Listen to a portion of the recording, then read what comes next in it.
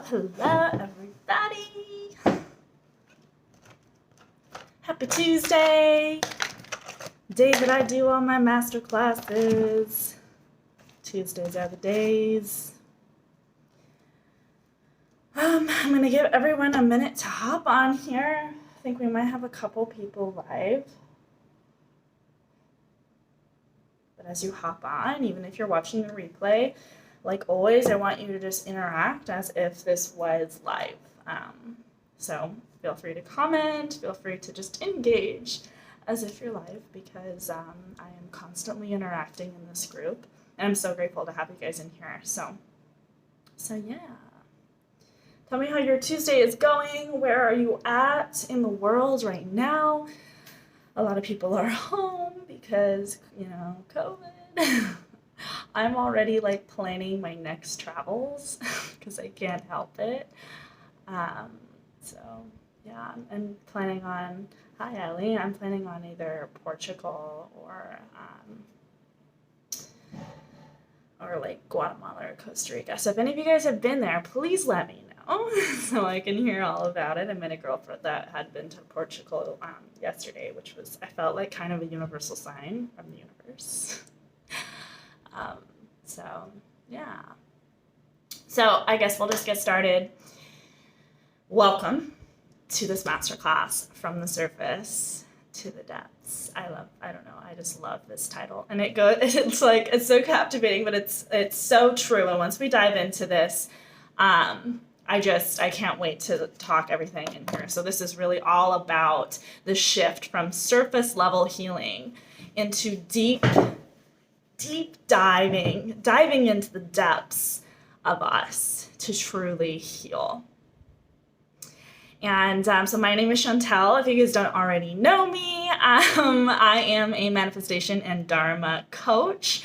And I really am striving to help women to really step into their passions and their purpose and serve with their unique gifts that they have into this world, so they can really just combine their passions with what it is that they serve and do in the world, and they can be happy and fulfilled doing it, because I believe that we are all meant to be happy and fulfilled in what we do. We don't have to sacrifice one or the other.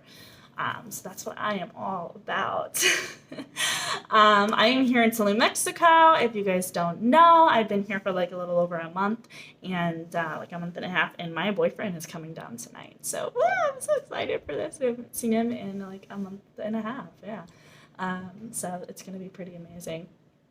So let's talk about kind of where this idea came from, to be honest, because the thing is, before I came to Tulum, I had no idea. It was when I came here that I realized that I had been surface level healing for a very long time. I was stuck in the surface level healing. So what does this mean? What exactly do I mean when I say this? Well, it's kind of like being in your spiritual bubble, right? When you're practicing your meditations every day, when you're doing the journal prompts, when you're doing the hypnosis, and you are sitting down or doing your yoga class and your kundalini on your back porch, you're listening to all the podcasts, and you're, intaking all of the books and all of these things. But it never reaches outside of that. It's always just within your little spiritual bubble, your spiritual closet, you could say. And the thing is when we're in this space, we dive so deep into spiritual healing, right? We do the guided meditation, and maybe it's amazing for us, and maybe it brings up something that we need to further dive into and heal, but we don't, right? We're almost subconsciously scared to dive deeper into the things that are opening up, the wounds that are opening up inside of the work that we're doing. We get there, we recognize it, we see it, and then we kind of just think that simply acknowledging it is all that we need to do. We see that it's there, but we don't allow it to release. Does this sound familiar to anyone? I'm telling you that I have been in this state for years, guys. And being here is really what allowed me to understand the difference between the two, which we'll kind of get into. But the thing is we can't dive straight into like elevating your frequency, raising your vibration, and being like, I'm going to magnetize, I want to work on magnetizing money and all of these things. These are totally possible for us. I teach this stuff and it works wonders. But there is a key factor that is missing. And really what this is healing the depths of us first, so that those blockages don't continue and continue and continue to get in our way. It's kind of like putting a rug over like a boulder and pretending like your traumas, pretending like your beliefs that are not serving you just like don't exist, and moving straight into like, I don't know, magnetizing wealth, trying to, become a successful entrepreneur or whatever it is for you. And just starting from here and trying to elevate to here, but never really like diving into the depths of what needs to be healed really going on in the mind and the body and the subconscious. This is so, so, so important. And we can find ourselves getting so frustrated when we skip this step and just skip straight to all the elevating and the, magnetizing money and all of these things. And this is exactly the blockages that I also came to. Like, we're trying to fix ourselves without knowing what needs to be fixed or where it comes from, or just having compassion for seeing the shadow parts of ourselves. So how many of you guys have heard of shadow work? Most of you guys in this space have probably heard of shadow work. I definitely had. I teach shadow work. But when I first started diving into shadow work, it was a few years ago. And for me, and I find for a lot of people as well, we attach ourselves to this strategy, right? Like, shadow work is the journal prompts that you got to do, to deep dive into your subconscious and this and that, and the hypnosis and the EFT tapping and the NLP practices and the affirmations and the deep meditations and the breath work and all of this stuff. I very much myself attached myself to the strategy. I don't know if anybody else can relate. Please raise your hand. Please comment. I want to know. Because I think a lot of us get stuck here, and this is another concept within surface healing, is doing the practice, doing the strategy, and not really going any deeper than that. Almost like doing the plant medicine and then going to the yoga class and then going to, the Kundalini thing, and then the cacao ceremony and all of these different things. But like, always just diving at surface level, being scared to dive into what comes up for you, and would rather go and do the other class, the under Kundalini thing, or the same meditation you did yesterday and able to check it off your spiritual growth list, and, not allow the emotional release that's really needing to come out from you.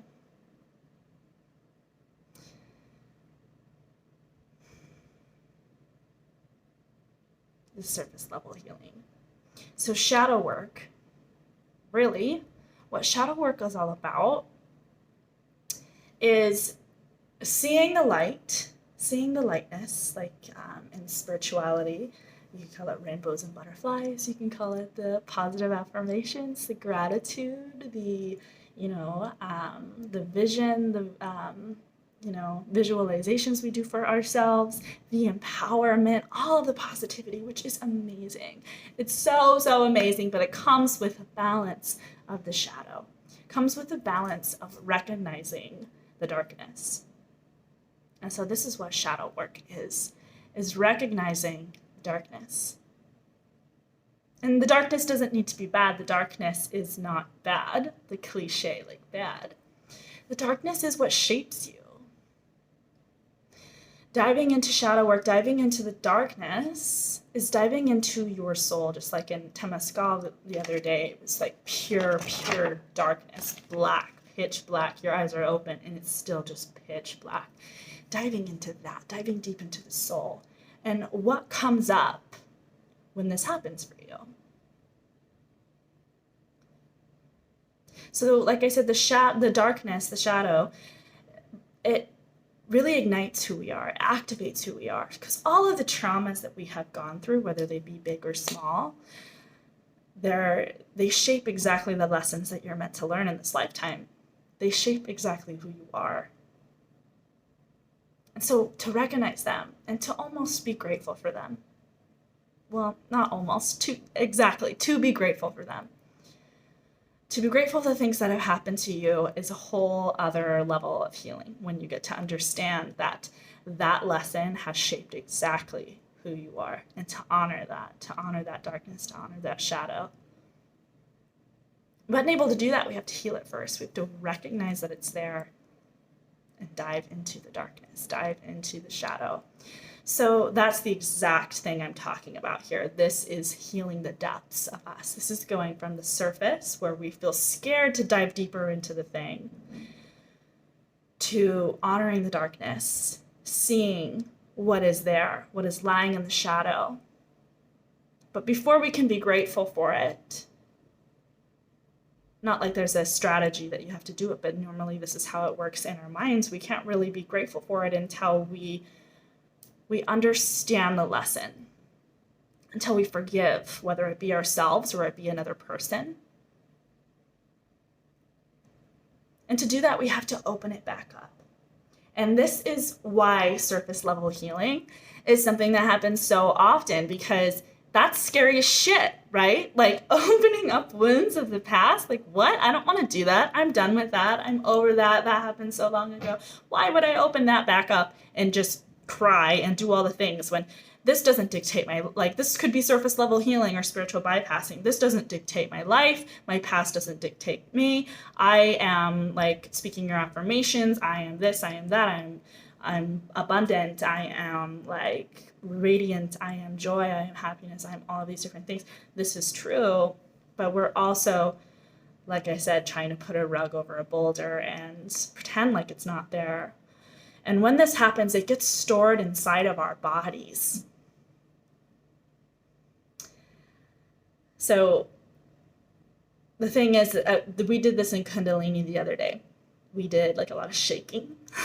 We literally laid on our backs and then laid on our stomachs. So we spent a good 15 minutes just shaking, literally flopping around like a fucking fish, looking like an idiot, doing a worm, just throwing a temper tantrum and pounding your feet on the floor and letting your inner child out and allowing it to just release. Because the thing is, as humans, we are mammals. All animals. This is a scientific study that has been done. They shake off their stress and their traumas as it comes. They get in a fight with some other animal and they almost die, and or they get severely hurt, or maybe their ego gets hurt because they lost the fight for this whatever it is. They shake it off. They shake it off. You'll see zebras shaking their head around and jumping around for a solid few minutes afterwards, because they physically shake it out of their body. But us as humans, we store it, right? Something happens to us and we just think about it and we dwell on it and it's there, but rarely do we just allow ourselves to just cry it out or scream it out.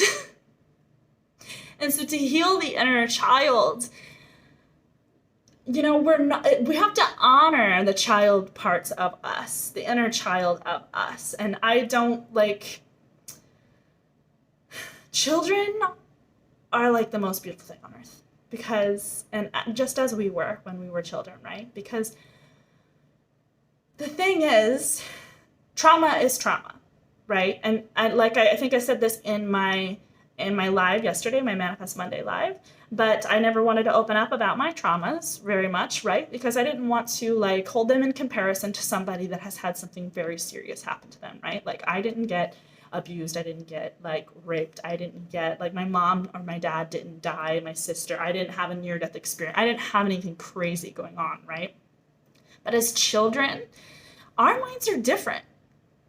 Our minds don't hold on to what's a bigger trauma and a lesser trauma. It just thinks trauma. So when I'm talking about traumas of the past, I'm not talking about this huge thing that you have to justify that is a trauma for you. As a child, you not getting a fucking donut and you want the donut so freaking bad because you were craving it so bad, it's so juicy and like just sweet, and your mouth was watering because you wanted it so bad, and why can't you get what you want, and I deserve the donut and I had a hard day, whatever. And then you don't get it. That's trauma. That's why kids cry and scream and do all of these things. And a lot of the times we will try to like bash them for doing so, right? And I'm sorry if there's anybody that has kids here and they have a different way of approaching parenthood, because I'm not a parent, okay? So I don't know what I would do in that situation either, but I know I'm going to think it through before having one, because I know how important this part is for us.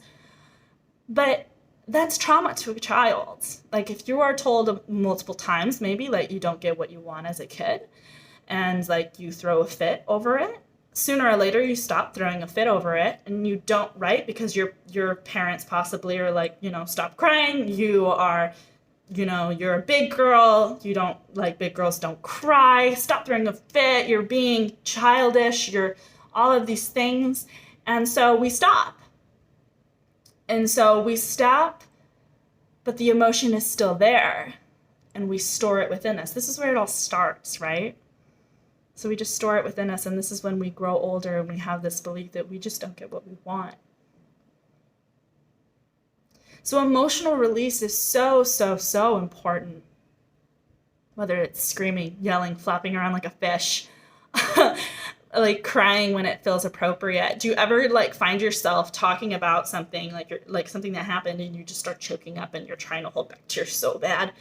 I've done this so many times. That is the moment where you need to release. Your body is being called to release so that you can release that stored emotion that's within you. This is something we're meant to do as humans.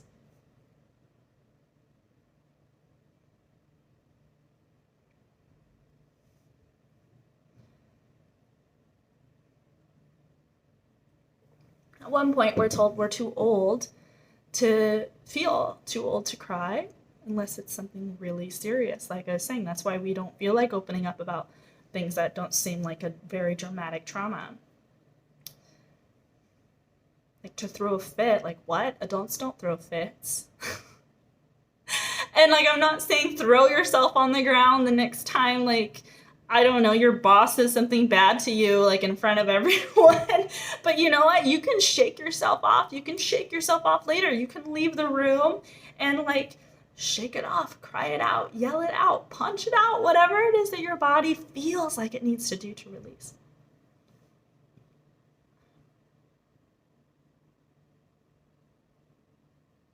And to feel these emotions, these shadows, this darkness, I don't ever mean that we are to forget them, right? Like I said, the traumas, the shadow part of us makes up who we are. And when we dive in to heal them, we are not trying to dive in to forget them. We're trying to dive in so that we can, at one point in our lives, honor them and be grateful for them. Forgive them. Forgive us, forgive others. Whatever it is that needs to be done, and able to release that.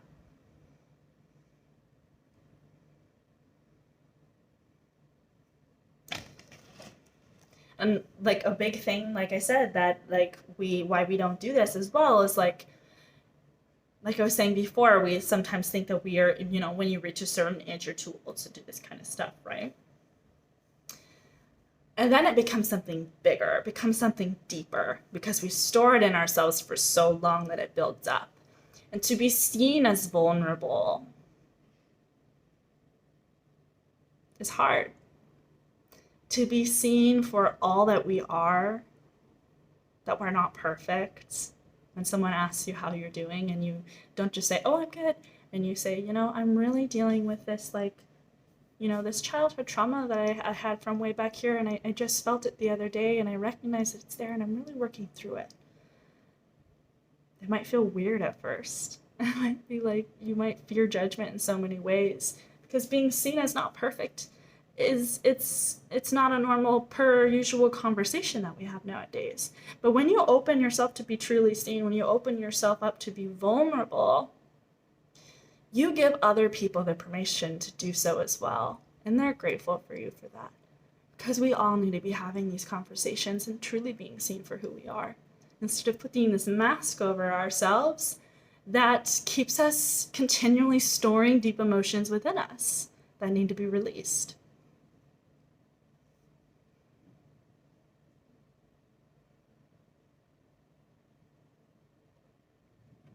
Can't choose between water or coffee.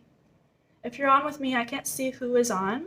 I think Ali, you're on, but please wave if you're on because I can't see. Facebook is weird. I can't see who's on here. So, if you follow me on Instagram, then you guys know I talked about my my Temescal experience 2 days ago. And this was just so perfect because I had this idea for this masterclass, this idea for this 3-week healing transformational course that's happening the end of June as well, before I did this. Because the whole like solo travel coming here and recognizing that I had been surface level healing and diving into the depths of me alone here has been tremendous. So it's been a common theme that I want to bring to all of you. And I just resonate with it so much. And it needs to it's this thing that we need to begin everything by. We can't just like I said, start up and not go down into the darkness. But within the Temescal, I like relating it to this very much. So if you guys don't know what Temescal is, it is a ritual here. I don't know exactly where it originates at, but it's very, very common in Mexico. You go and you get cleansed of your energetic body with copal, which is a smoke offering that is similar to Palo Santo or incense or anything like that, but it is a resin. And you set an intention and you pray to Mother Earth in front of the Temescal. It is a concrete or rock igloo that has a very small opening at the bottom, so you have to crawl inside. So it's very intentional. The Temescal itself, the igloo, is metaphorically the womb of Mother Earth. You're entering the womb of Mother Earth, So, a shaman guiding us through the experience. One of the most important things that I felt like will always stick with me of what he said was because it's not an easy thing to do. This isn't just like a meditation igloo or something. It's very, very challenging. And it's nerve-wracking.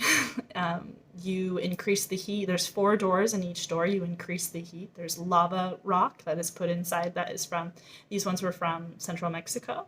And they are the abuelitos, which is your ancestors, honoring those rocks because they have been here for so long. They're so old that we call them our abuelitos, our ancestors, because they hold so much wisdom for being on Mother Earth, for being on Earth for so long. So we welcome them in, and we were given the lowdown of what exactly was going to happen and why it's going to happen. It is a mental and physical, an emotional and physical detox of the soul. So you sweat so much that it's challenging physically and challenging mentally because of the heat mostly. But it's done in the pure darkness. So the thing that he had said also is because there was a lot of people that were nervous because it was my first time, a lot of people's first time, was, whatever happens from here on forward is perfect, which just stuck with me so much because we stick to strategy, and if we're doing something right or if we're getting the best results so much. So we would close the doors of the igloo and it would be pitch black, just pure darkness. You open your eyes up and it's still just like the blackest of black. You can't see anything. If your hand was right here, you couldn't see it. And that was challenging at first. It scared some people. It scared me for a second for some reason. I didn't expect it to, but my heart started pounding so hard. Because you're literally just left with yourself. When you're in a meditation and you close your eyes, you can open them. You are stuck just with yourself and with your soul. Nobody sees you. You're not worried about other people worrying about like what you look like or what you're doing. You are just left with yourself. And so the shaman would pour water and a variety of herbs over the rocks, and it would gradually get hotter and hotter. Each door was about 15 minutes long, and you would go through different phases, whether it be expression was one of them, positive affirmations was like the last one, releasing stored emotions was another, and then the first one was like just a welcoming, getting used to the heat, introducing our energy to the womb of Mother Earth. And each door got hotter. You would open the door and have like a little break after 15 minutes, integrate, talk with the shaman if anything came up. And each one would get more and more difficult, more and more hot. And when, just like in Kundalini, when you are in uncomfortable states, your mind starts to spiral. And this goes for so many things in life. When our body thinks like we're gonna die, and like it's literally the part of the strategy as well, because your body's thinking you're going to become dehydrated, and it starts spiraling and attaching itself to a stored trauma within your body to like signal to your body that a trauma is happening. And that's exactly how this gets built up. But nobody's being dehydrated. They actually give you water in between as well. And you're supposed to highly hydrate before you come in to the Temescal as well. So that's not, it's not what's going to happen either. But it brings up traumas that are stored in the body. And so you'll be sitting there in the darkness, in the heat, and your mind is just going nuts. And it's bringing up all this stored emotion. People are crying, people are shaking, people are moving, people are expressing, screaming, all of these things, depending on which like door you are on that is releasing these emotions. It allows them to open up. A lot of people will feel aching in a chakra area that may be closed off. A lot of people, for me as well, was within the heart. Because my heart was resisting the release. It was such an interesting, it was an amazing experience, but it made me realize how much like our bodies have stored traumas that we store in so deeply that we have to be put into such uncomfortable situations to have them come up. Because we hide them, store them within us for so long. Just like in Kundalini, when you hold a pose, the whole idea is you hold a pose for so long, it gets so uncomfortable. Like, think about going like this for like 15 minutes. Like, your arms get tired and your body starts to say, this is uncomfortable, and it attaches itself to the last trauma. And the idea is to recognize that the pain is there, recognize that for the Temescal, the heat is there, feel it. Be present with it. Allow it to be there. And then to sink deeper into the soul, to quiet the mind. And just allow yourself to release, because the mind starts to go crazy when it's resisting the release. Same thing happens with breath work. When you hold the breath in, and your body's response is like, I'm going to die. I'm not going to get any air. And this is a psychological thing you can look up as well. What it does, it attaches itself to a stored trauma within you to remind your body that, you might, an uncomfortable situation to cling on to. And we're teaching our bodies that it's okay. We can release it. I don't know if any of you guys have done Temescal before, or if any of you guys have done Kundalini. Please let me know of your experience if you have tried it.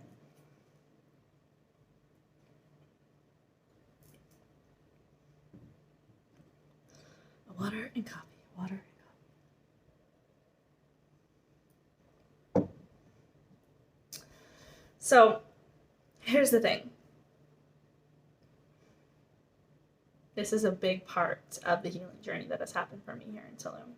and a big part of the difference between surface level healing and diving into the depths as well. And this is just about simply living, simply being seen. So there's this big fad going around all over Instagram, all over the internet, that I see quotes about all of the time, that, the spiritual or personal development journey is lonely, that you have to let go of people, that your energy is precious, don't sacrifice your energy for others. It's okay to say no. It's okay to just say, I'm working on myself and to be alone. And there is a time and a place for this. See, the last few days, my friend came and visited me here in Tulum for a couple weeks, and afterwards, instead of hanging out with the friends that I have here and doing the things with them, my soul said I needed to spend some time with myself. And so I did that I'm doing that now, and I've done it for the last few days, and it has been so restorative. Always listen to your soul. But I know that I have done this. I have listened to these things and stored them within me. I've created this belief. That I need to be alone and able to preserve my energy. That instead of hanging out with my friends or doing this thing with my family, that, me taking some time to journal and to meditate is more worthwhile. I need to heal. I need to be fixed. I need to work on myself. And we get stuck in this for so long. For me, it was a never-ending thing. For years, I felt like this. I was so unhappy in other areas in my life that I constantly clinged onto my spiritual practice as if it was going to heal me. And when it's done in a way that seems like a chore, it doesn't matter. It's not doing the job. And it is just as important to step out of this spiritual bubble that we're in and go out and embody that message and live that message. You learn and you heal so much more from going out into the world and experiencing yourself, experiencing others, connecting with others to better connect with yourself. You will learn so much more. And you will challenge everything that you've practiced, everything that you believe. You'll open up the gateway to be seen for who you truly are.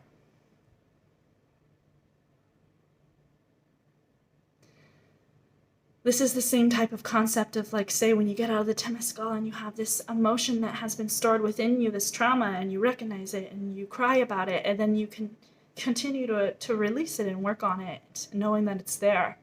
It's the same concept. And we recognize it.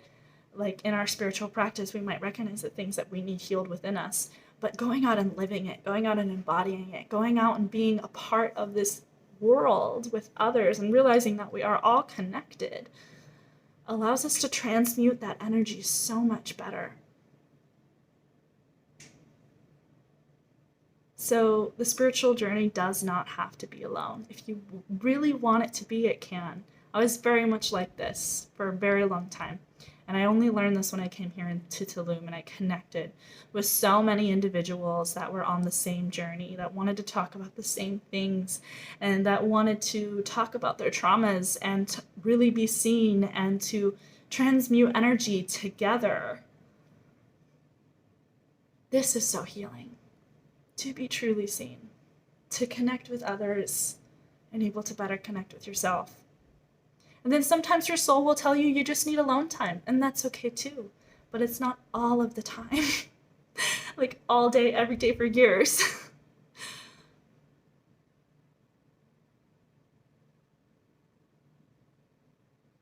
I don't know if that speaks to anyone, because it definitely spoke to me, and exactly why I include it in this message here today.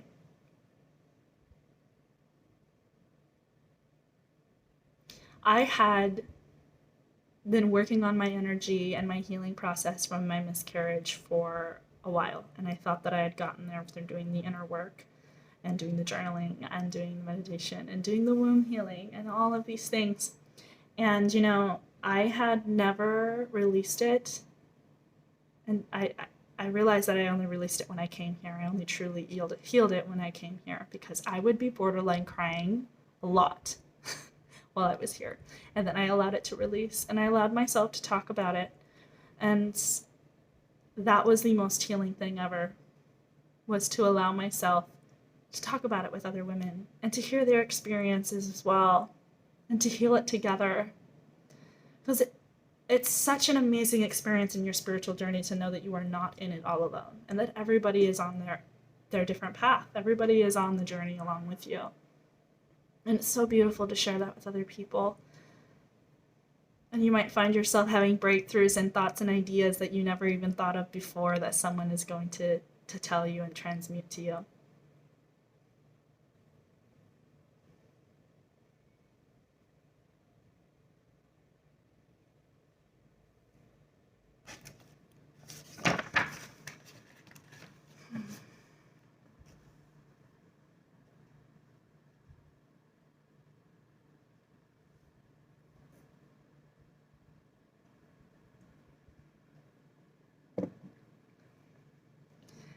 So diving into the depths, going from the surface to the depths, it might not be what you thought it was going to be when you showed up for this masterclass. It might not.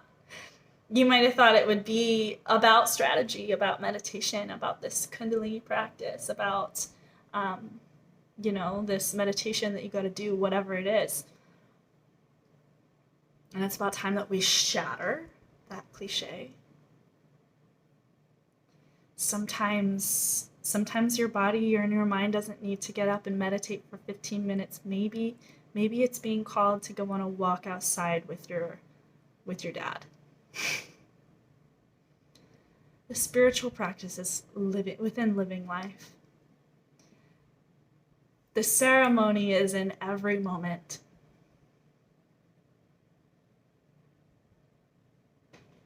Every moment is a ceremony. When you live your life in this way, your entire life, your entire being, your entire embodiment is the spiritual journey.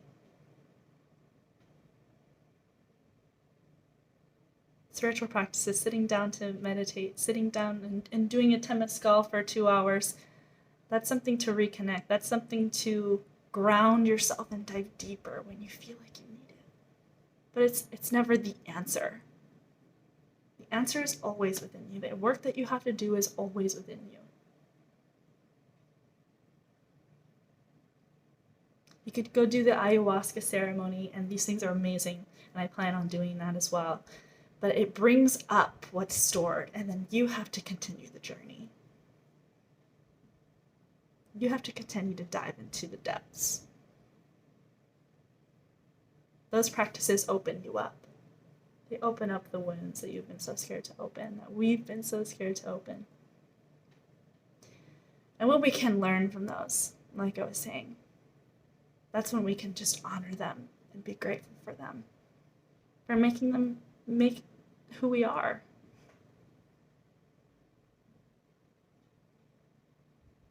Our journey has been given to us with a very specific purpose to grow us into the unique humans that we are. Embrace that, honor that, live that, be seen as that. That's okay. Because when you allow yourself to be vulnerable and be seen, you give other people their permission to as well, and you just become a beam of embodiment, of safety for others too. To be truly seen, to connect with others, to connect with yourself. These are the last messages that I have for you all, and I hope you have enjoyed it. I hope that this message transmutes to you. I hope you go out and you dive into, like I said this in my live yesterday, if something has came up for you during this call, if like something specific, like if you wanted to cry or like just something came up, I challenge you to dive deeper into that, to talk about it too, because you give other people the permission to do so. It might be scary at first, but the other person is going to be liberated as well that you brought it up.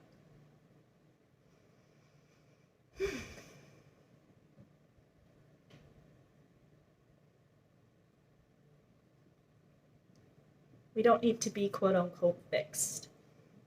Like I said, we get to honor that shadow part of ourselves and be grateful for the qualities it's brought us, the lessons that it's brought us. And when we can live in this way that we don't need to be fixed. Like, when I say healing, we can relate it specifically to wounds, right? Open it up and it can be all nasty, gross, and you want to like fix it up and like make sure it doesn't get infected and like it's all puffy and like all of these things, and treat it, give it what it needs: hydrogen peroxide, I don't know, Neosporin, a band-aid, some cleaning, whatever it's got to do. Maybe it's got to get stitches, I don't know, but it doesn't go away. You still have a little scar there, but you get to look at that scar and you get to honor the memories. You get to honor the lessons it taught you. Like when you look at scars now as an adult, it's like a story, right? Like, oh, this was this one time at this one place, and I did it like this, and it was crazy, and it hurt so bad that I had to go to the hospital. Like, I don't know, there's a story behind it. That's the story of our traumas as well. Honor them, see them. Be grateful for them. And don't be afraid to be seen as exactly who you are. I love you all. Hope you've enjoyed this message.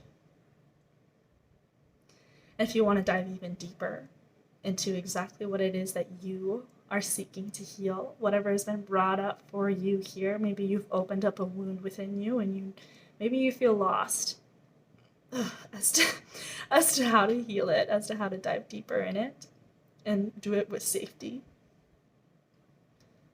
Because these are challenging moments, These are vulnerable moments, but we can't close them back up again. We've got to keep them open, and we've got to dive into healing them so we can dive into being honored and seen in them and learning the lesson. So my 3-week transformational healing course, or the Heal Your Inner Child course, that's going to begin the end of this month. I think the date that I put was June 28th. It's going to be a 3-week course, and we are going to meet weekly via Zoom, and it's going to be such an intimate, such a sacred, safe space for integration, for vulnerability, for emotional release, to dive into these wounds, to dive into connecting with them in sisterhood with one another. And I don't want you to feel scared about that, because I know that I would have been like, I don't need nobody. I can just do this myself. I don't need sisterhood or brotherhood or a community of people. And that's the reality I was stuck in. But opening up to actually reach community and sisterhood here in Tulum has been the most healing experience of my life. And I can tell you that we don't have to do it alone. That actually connecting with others, like I said, allows you to connect deeper with yourself and truly transmute the energy. So that's why this space is going to be so incredibly sacred. And we're going to, of course, we will be using some strategy as well. We're going to be using some Kundalini practices, as well as breath work, the things that really bring up those stored emotions within us. We're going to be using in this course as well to help open that wound up, to help you understand where the stored emotion, where the stored trauma is at. And it's going to be the most transformational 3 weeks of your life. So if you're ready for that, if you're ready to open up that wound, if you're ready to truly connect, truly be seen for who you are, truly surrender, truly heal these wounds, open them up, see them, cry over them, do all of the things. That takes bravery. And if you want to join that container, I honor you already. I celebrate your bravery already. So if you are interested in this, I will link it in the Facebook community here. It is $333 for the 3-week course, and then I also do have a payment plan available for 2 payments of $175. And if you want the payment plan, please just comment here, or please just send me a DM either on Facebook or on Instagram. I want this to be very, very accessible to you all, and I don't want money to ever limit any of us, because our money goes just like the opposite. Energy goes where energy flows, and money is an energy currency. It's an energy exchange. So you will get exactly where you put your your energetic currency. Just want to throw that in there. But I hope you guys have loved this masterclass. I can't wait to connect with you guys again. I am off to go have brunch with some of my friends here as a little going away, because I'm going to Bacalar in a few days. And then, yeah, my boyfriend lands here tonight, and I'm over the moon excited. Yeah, so I hope to connect with you guys all soon. Thank you so much for being here, and I will see you guys next time.